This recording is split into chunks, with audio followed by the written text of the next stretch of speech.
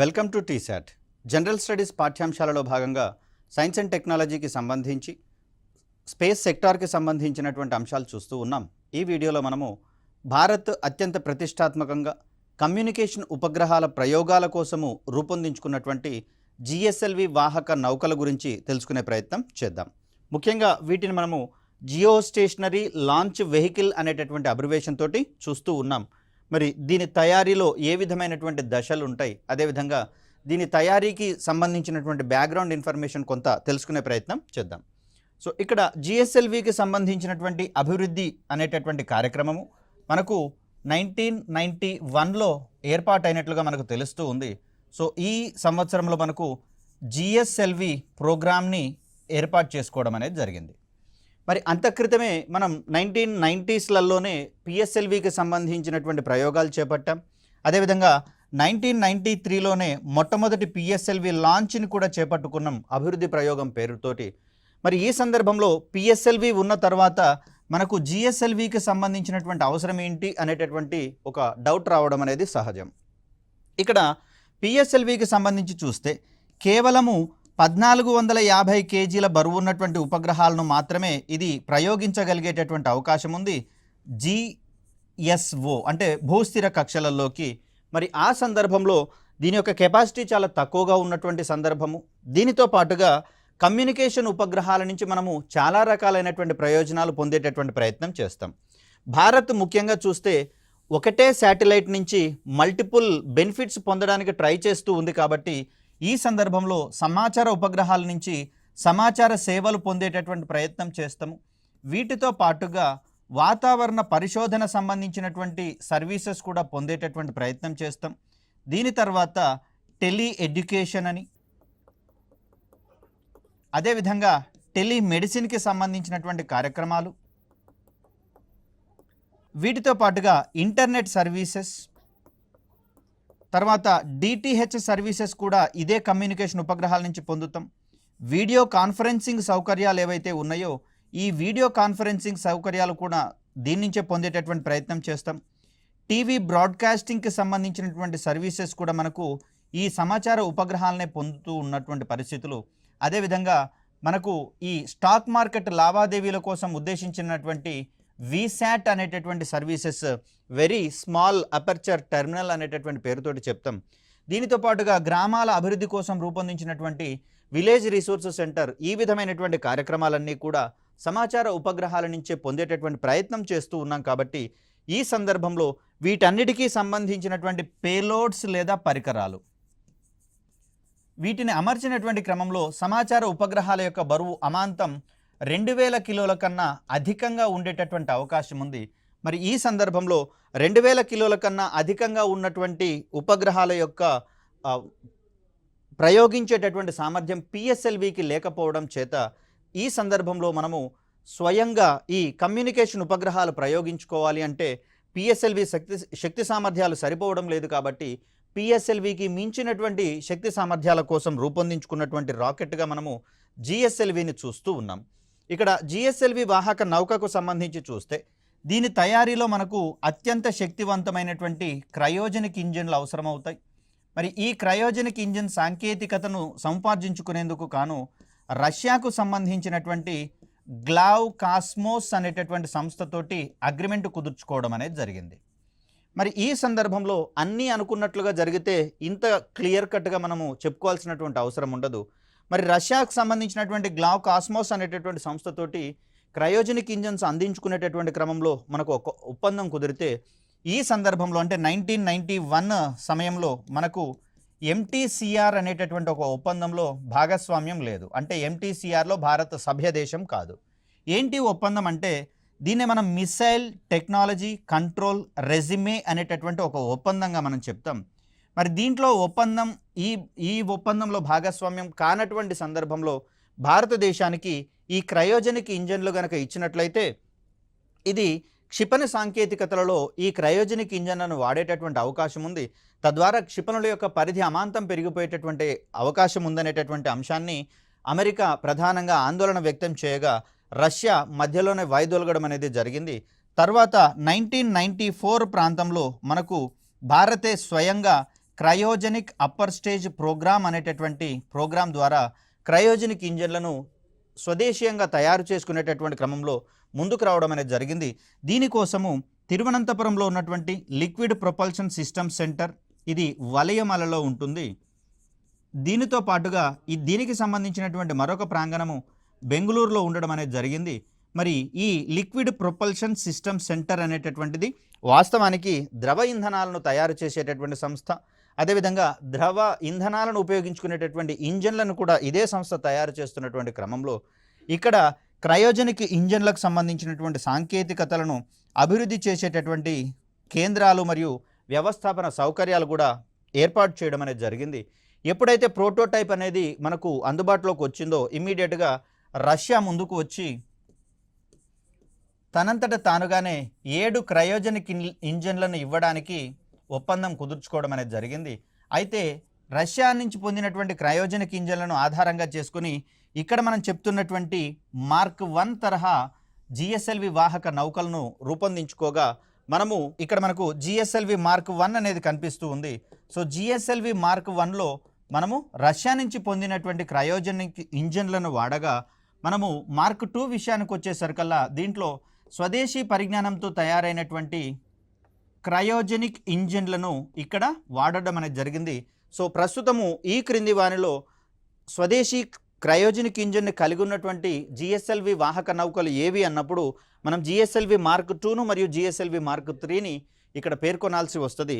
GSLV mark 1 అనేది exclusively Russia నుంచి పొందినటువంటి క్రయోజనిక్ ఇంజన్లను అవి ఉపయోగించడం అనేది జరిగింది. సో ఇక్కడ జిఎస్ఎల్వి ప్రయాణించేటటువంటి దశల విషయానికి వచ్చేసరికల్లా ఇది 3 దశలలో ప్రయాణించేటటువంటి వాహక నౌకగా మనకు కనిపిస్తూ ఉంది.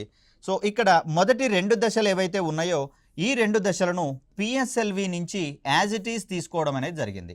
మరి ఆ కోణంలో మొదటి దశ అంటే పిఎస్ఎల్వికి సంబంధించినటువంటి మొదటి దశను మనము జిఎస్ఎల్విలో యాజ్ ఇట్ ఈస్గా అడాప్ట్ చేసుకున్నాము. అదేవిధంగా పిఎస్ఎల్వికి సంబంధించినటువంటి 2వ దశను GS2గా మనం పరిగణించేటటువంటి ప్రయత్నం చేస్తూ ఉన్నాం.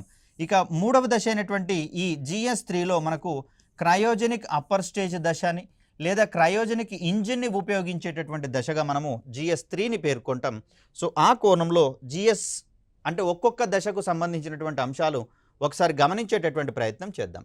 సో ఇక్కడ వెహికల్ కాన్ఫిగరేషన్కి సంబంధించి చూస్తే మొదట్లో ఇక్కడ మధ్యలో ఉన్నటువంటి కోర్ ఇంజిన్ని అమర్చడం అనేది జరుగుతుంది. దీన్ని మనం కోర్ ఇంజిన్ అంటాం. ఇది మొదటి దశలోనే మండేటటువంటి ఇంధనంగా మనకు కనిపిస్తూ ఉంది.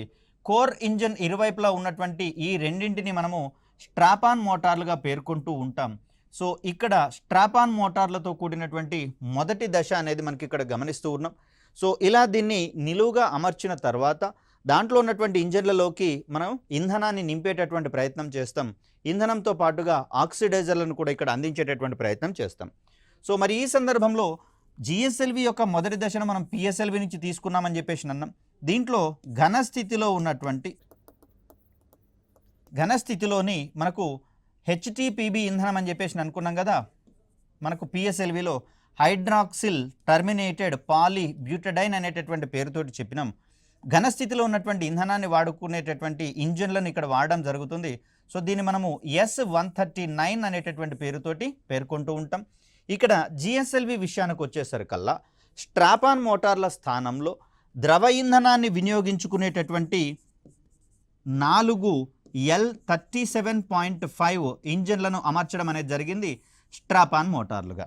మరి పిఎస్ఎల్వి విషయానికి వచ్చేసరికల్లా స్ట్రాపాన్ మోటార్లలో ఘన ఇంధనాన్ని ఉపయోగిస్తే మొదటిసారిగా ద్రవ స్థితిలో ఉన్నటువంటి ఇంధనాన్ని వాడేటటువంటి స్ట్రాపాన్ మోటార్లను జిఎస్ఎల్వి వాహక నౌకలలో చూస్తాము. మార్క్ 1 కావచ్చు, మార్క్ 2 కావచ్చు, రెండింట్లలో కూడా మనకు ద్రవ స్థితిలో ఉండేటటువంటి ఇంధనాన్ని వాడే స్ట్రాపాన్ మోటార్లు అనేవి కనిపిస్తూ ఉన్నాయి. L37.5 అనేటటువంటి పేరుతోటి దీన్ని మనము పిఎస్ఎల్వి యొక్క 2వ దశలో వినియోగించేటటువంటి ప్రయత్నం చేశాం. చూడండి, అవే ఇంజిన్లను ఇక్కడ తీసుకోవడం జరిగింది. వీటికే మనం పెట్టుకున్నటువంటి మరొక పేరు వికాస్ ఇంజిన్లుగా మనం చూసాం. ఇవి 4 సంఖ్యలో ఉంటాయి. ఒకవేళ క్వశ్చన్ యొక్క స్ట్రాటజీని మార్చి క్రింది వానిలో 4 స్ట్రాపాన్ మోటార్లు కలిగి ఉన్నటువంటి వాహక నౌకలు ఏవి అన్నప్పుడు మనకు 4 స్ట్రాపాన్ మోటార్లు అనేవి పిఎస్ఎల్వి QLలో ఒకటి కనిపిస్తూ ఉంది. అదేవిధంగా దీని తర్వాత జిఎస్ఎల్వి మార్క్ 1 అండ్ మార్క్ 2లలో కనిపిస్తుంది కాబట్టి ఆ సందర్భంలో ఈ మూడింటిని మనం కరెక్ట్ ఆప్షన్స్గా మనం ఎంచుకోవాల్సి ఉంటుంది. సో GS1కి సంబంధించి మొదటి దశ దీనితో పూర్తయినట్లుగా మనం భావిస్తాం. నెక్స్ట్ GS2 దశకు వెళ్ళడం అనేది జరుగుతుంది. సో ఇక్కడ మనకు పటంలో కనిపిస్తుంది GSLV యొక్క రెండవ దశను అనుసంధానం చేసేటటువంటి దశ. మొదటగా ఒక భారీ వాహనం మీద దీన్ని లాంచ్ అది అసెంబ్లింగ్ యూనిట్కి తీసుకొని రావడం అనేది జరుగుతుంది. ఇక్కడ దీనిని మొదటి దశ పైన ఎగువ భాగంలో అమర్చడం అనేది జరుగుతుంది. మరి ఈ దశలో మనకు రెండు రకాలైనటువంటి ఇంధనాల పేర్లు ప్రస్తావనలోకి వస్తాయి. ఒకటేమో UDMH కాగా ఇంకొకటేమో UH25గా దీన్ని మనం చెప్తాం. PSLV నుంచే దీనిని నేరుగా మనం ఎక్స్ట్రాక్ట్ చేసుకున్నాం కాబట్టి దీన్ని మనము అన్సిమెట్రికల్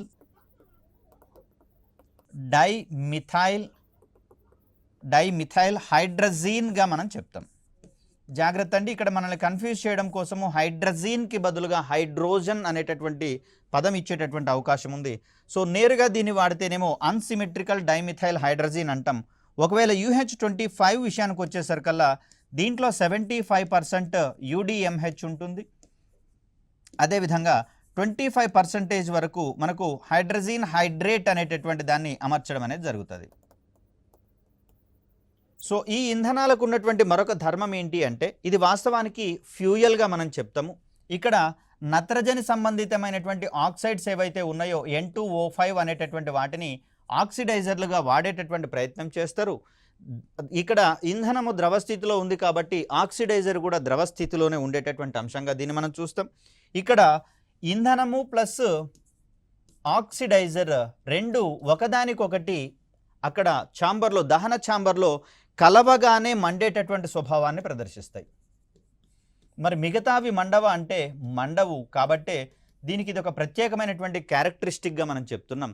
ఇక్కడ ద్రవ ఇంధనము ద్రవ ఆక్సిడైజర్ రెండూ కలవగానే ఇమీడియట్గా ఎలాంటి ఎక్స్టర్నల్ స్పార్క్స్ లాంటివి అవసరం లేకుండానే మండేటటువంటి స్వభావాన్ని ప్రదర్శిస్తాయి. కాబట్టి ఈ విధమైనటువంటి ఇంధనాలను మనము హైపర్గోలిక్ ఇంధనాలుగా మనం చెప్తాం. అంటే కలవగానే మండగలిగేటటువంటి స్వభావాన్ని ప్రదర్శించే ఇంధనాలను హైపర్గోలిక్ ఇంధనాలుగా చెప్తాం. దీంట్లో UDMHకి మాత్రమే ఈ విధమైనటువంటి ధర్మం అనేది ఉంటుంది. ఇది రెండవ దశకు సంబంధించినటువంటి అంశంగా మనం చెప్తాం. రెండవ దశలో వాడేటటువంటి ఇంజిన్గా మనకు వికాస్ ఇంజిన్ అనేది కనిపిస్తూ ఉంది. సో వికాస్ ఇంజిన్లో వాడేటటువంటి ఇంధనం ద్రవ ఇంధనము UDMH కానివ్వండి UH25 కానివ్వండి వాడేటటువంటి ప్రయత్నం చేస్తాం.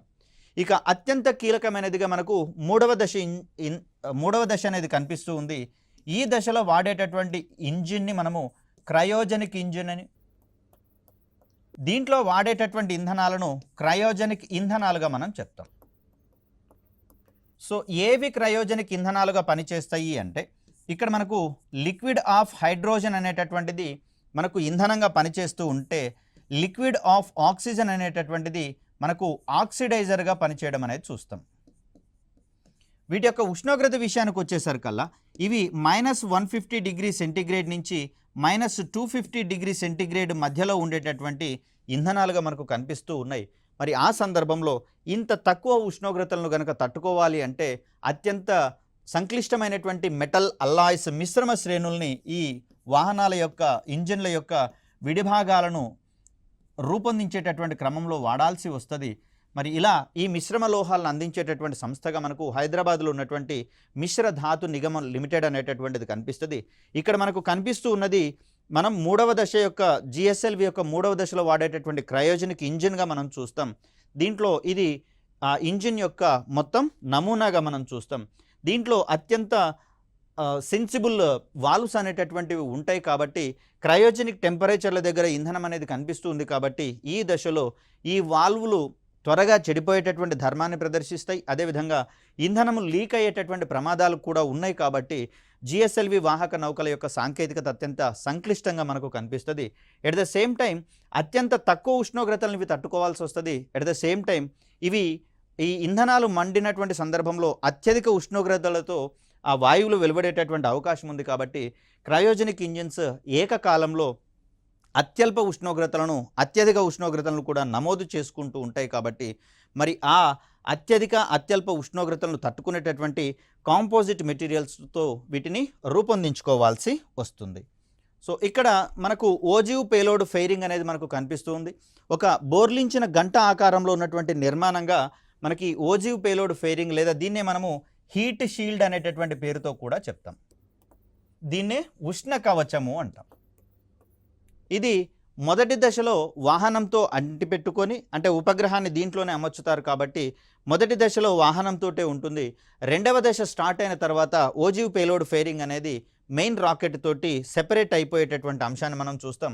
ఇక్కడ మనకు దిగువన కనిపిస్తూ ఉన్నది ఈ శాటిలైట్ని అమర్చేటటువంటి అడాప్టర్గా మనం చూస్తాం. సో ఇక్కడ మనకు అవసరానికి అనుగుణంగా జిఎస్ఎల్వి వాహక నౌకలలో 3 రకాలైనటువంటి నౌకలను అందుబాటులోకి తీసుకొని రావడం అనేది జరిగింది.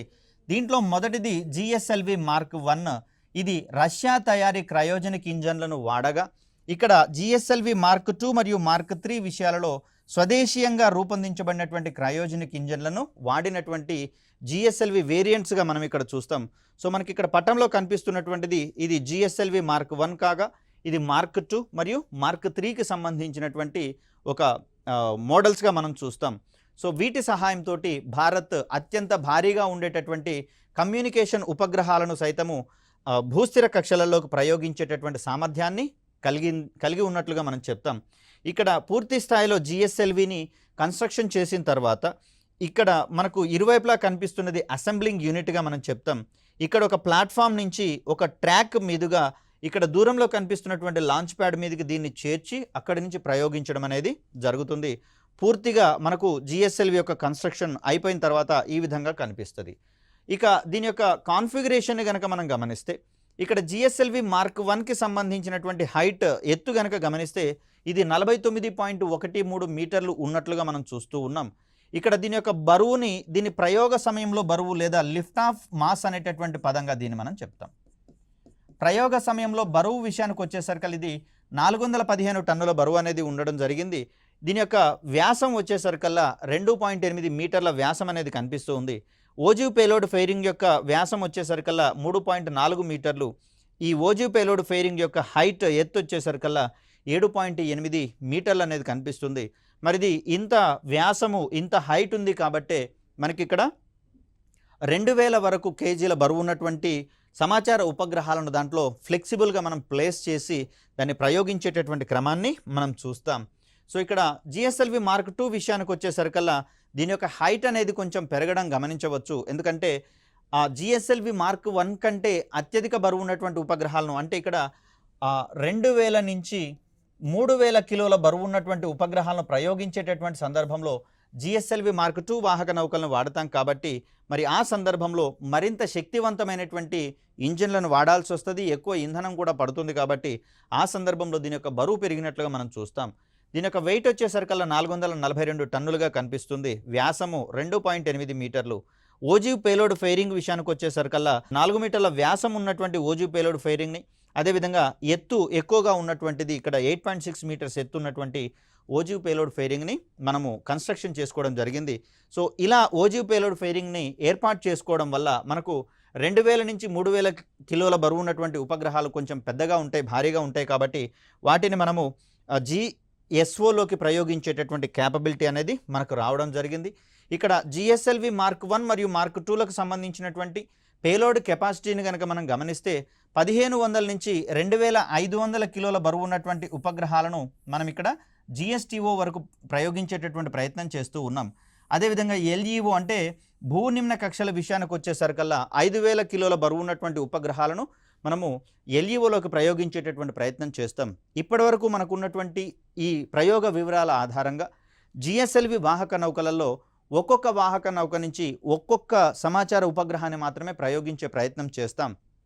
పిఎస్ఎల్విలో మాదిరిగా బహుళ ఉపగ్రహాలను ప్రయోగించేటటువంటి ప్రయత్నం ఇక్కడ చెయ్యరు. ఎందుకంటే సమాచార ఉపగ్రహాలు స్వతహాగానే భారీ పరిమాణంలో ఉండేటటువంటి అవకాశం ఉంది. కాబట్టి దానికోసమని ఒక ఉపగ్రహం నుంచి ఒక వాహక నౌక నుంచి ఒక ఉపగ్రహాన్ని మాత్రమే ప్రయోగించేటటువంటి ప్రయత్నం చేస్తూ ఉన్నాం. ఇక్కడ జిఎస్ఎల్వికి సంబంధించినటువంటి ఎక్స్పెరిమెంట్స్ని కనుక మనం ఇక్కడ గమనిస్తే బ్లూ కలర్లో కనిపిస్తూ ఉన్నాయేమో జిఎస్ఎల్వి మార్క్ 1 తరహా ప్రయోగాలు కాగా, బ్లాక్ కలర్లో కనిపిస్తున్నటువంటివి మొత్తంగా కూడా మనకు జిఎస్ఎల్వి మార్క్ 2 తరహా ప్రయోగాలుగా మనం ఇక్కడ గమనించాల్సి ఉంటుంది. సో మొట్టమొదటి జిఎస్ఎల్వి ప్రయోగంగా మనకు జిఎస్ఎల్వి D1 అనేది కనిపిస్తుంది. మరి ఇది మార్క్ 1 మార్క్ 2 అంటే స్టార్టింగ్లో మనం తీసుకున్నది రష్యా తయారీ క్రయోజనిక్ ఇంజిన్లు కాబట్టి ఇది మార్క్ 1 తరహా ప్రయోగంగా మనం చెప్తాం. మొదటి ప్రయోగం ఎప్పుడు చేపట్టబడింది అంటే ఏప్రిల్ 18, 2001 చేపట్టడం జరిగింది. దీంట్లో భాగంగా GSAT-1 అనేటటువంటి సమాచార ఉపగ్రహాన్ని ప్రయోగించుకున్నాం. ఇది విఫలమైనటువంటి ప్రయోగంగా మనం చెప్తాం. సో రెండవ ప్రయోగంగా మనకు GSLV-D2 అనేది కనిపిస్తూ ఉంది. దీంట్లో భాగంగా మనము GSAT-2 ఉపగ్రహాన్ని ప్రయోగించుకున్నాం. ఇది సక్సెస్ఫుల్గా ప్రయాణించినట్లుగా మనం చూస్తూ ఉన్నాం. 2003లో జరిగినటువంటి ఈ ప్రయోగం తర్వాత GSLV-F01 అనేటటువంటి ప్రయోగాన్ని, ఇక్కడ F అనేటటువంటి అక్షరము GSLV యొక్క కార్యాత్మక ప్రయోగం అనేటటువంటి అర్థంలో చెప్తుంది. F అంటే దీన్ని మనం ఫంక్షనల్ అంటాం. అదే PSLV విషయానికి వచ్చేసరికి అక్కడ C అనేటటువంటి అక్షరం కనిపిస్తుంది. దాన్ని కంటిన్యూస్ ఎక్స్పెరిమెంట్స్గా మనం చెప్తాం. ఇక్కడ ఫంక్షనల్ ఎక్స్పెరిమెంట్స్గా మనం చూస్తాం. ఇక 2004లో జరిగిన ఈ ప్రయోగంలో పూర్తి స్థాయిలో విద్యా సంబంధమైనటువంటి కార్యక్రమాలకే అంకితమైనటువంటి మొట్టమొదటి ఉపగ్రహంగా ఎడ్యుసాట్ అనేది మనకు కనిపిస్తూ ఉంది. దీన్నే సంకేత నామంతో GSAT-3 అనేటటువంటి పేరుతోటి చెప్తాం. ఇది పూర్తి స్థాయిలో విద్యా సంబంధమైనటువంటి కార్యక్రమాల కోసం అంకితమైనటువంటి మొదటి ఉపగ్రహంగా మనం చెప్తాం. టెలి ఎడ్యుకేషన్ వంటి కార్యక్రమాలన్నిటికీ దీనిని కేంద్ర బిందువుగా తీసుకొని ప్రసారం చేయడం అనేది జరుగుతుంది. ఈ ప్రోగ్రాం కూడా మనకు సక్సెస్ కావడం అనేది జరిగింది.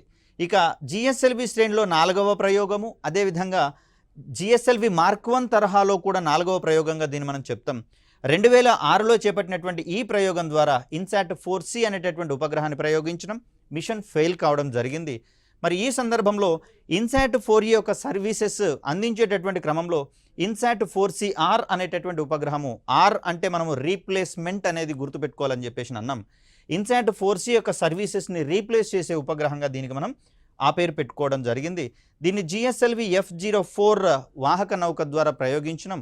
మార్క్ 1 తరహాలో ఇది 5వ ప్రయోగంగా మనం చూస్తాం. ఇది 2007లో ప్రయోగించారు. GSTOలోకి ప్రయోగించామనుకున్నాం. ఇది పాక్షికంగా సక్సెస్ అయినటువంటి ప్రయోగంగా చూస్తాం. ఇక స్వదేశీ క్రయోజనిక్ ఇంజిన్ కలిగినటువంటి మొదటి వాహక నౌక, దీన్ని మనము GSLV మార్క్ 2గా మనం చెప్తాం. సో ఇది GSLV-D3 అనేటటువంటి కోడ్ నేమ్ తోటి, అంటే GSLV యొక్క 3వ అభివృద్ధి ప్రయోగంలో భాగంగా దీన్ని చేపట్టుకోవడం జరిగింది 2010న. దీంట్లో భాగంగా GSAT-4 అనేటటువంటి ఉపగ్రహాన్ని ప్రయోగించాం. మిషన్ ఫెయిల్ కావడం జరిగింది. అంటే స్వదేశీ క్రయోజనిక్ ఇంజిన్ కలిగినటువంటి మొదటి GSLV ప్రయోగము విఫలమైనట్లుగా మనం ఇక్కడ చూస్తాం. దీని తర్వాత GSLV మార్క్ 1 తరహా ఉపగ్రహ ప్రయోగం, మార్క్ 1 తరహా వాహక నౌక ద్వారా ఉపగ్రహ ప్రయోగం జరిగింది GSAT-5P పేరుతోటి. దీన్ని మనం 2010లో చేపట్టుకున్నాం. మిషన్ కూడా ఇక్కడ ఫెయిల్ కావడం జరిగింది. ఇది ఇక్కడ మార్క్ 1 తరహా ప్రయోగంగా మనం ఇక్కడ చెప్తూ ఉన్నాం.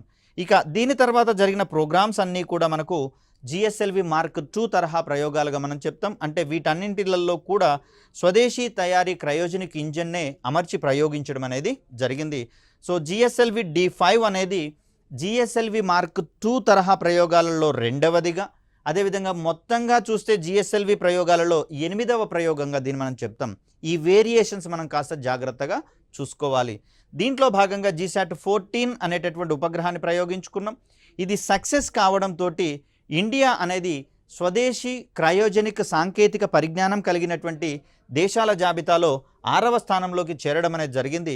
మరి ముందున్నటువంటి స్థానాలలో USA కావచ్చు, రష్యా, ఫ్రాన్స్, చైనా, జపాన్ అనేటటువంటివి నిలబడడం జరిగింది. దీని తర్వాత 6వ దేశంగా భారత్ ఎదిగినటువంటి క్రమాన్ని మనం చూస్తాం.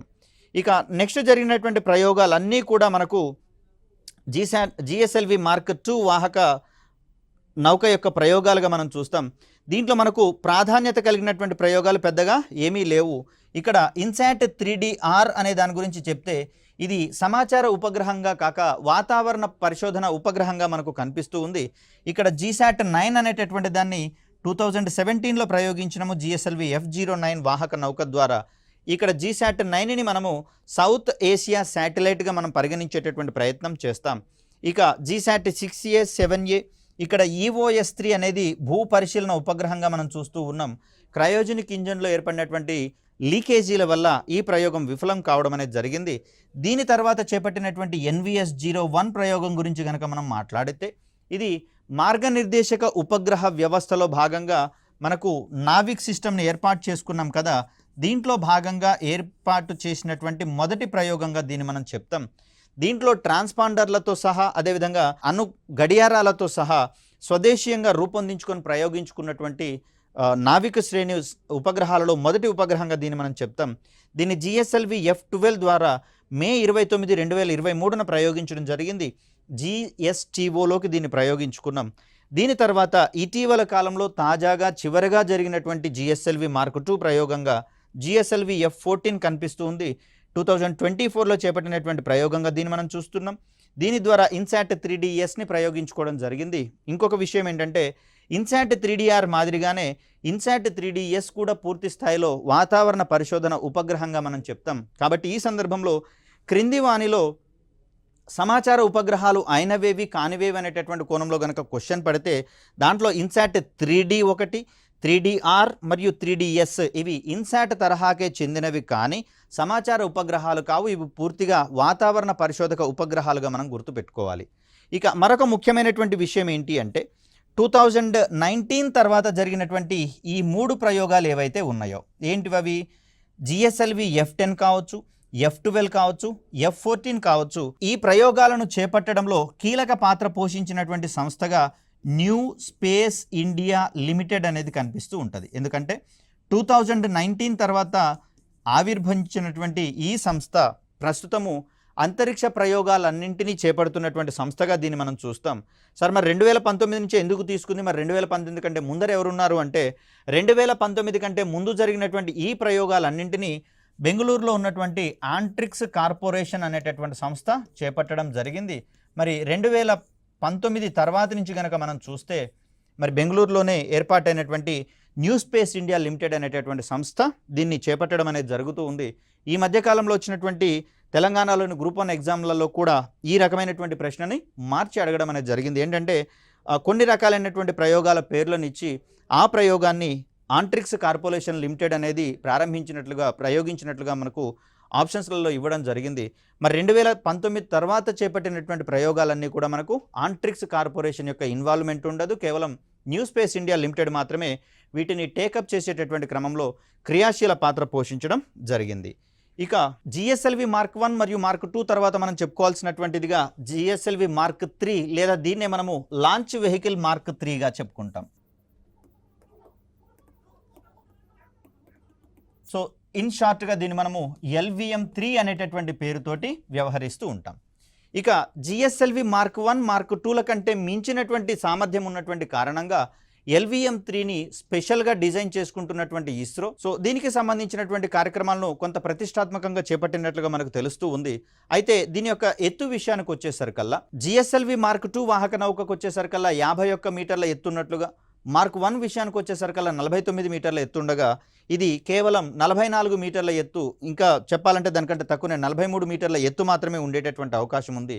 మరి వాటికంటే శక్తివంతమైనటువంటి వాహక నౌక ఎందుకు అమాంతం బరువు తగ్గింది అంటే ఇక్కడ కోర్ ఇంజిన్ విషయానికి వచ్చేసరికల్లా మనకిది L110 అనేటటువంటి కోర్ ఇంజిన్ కనిపిస్తుంది.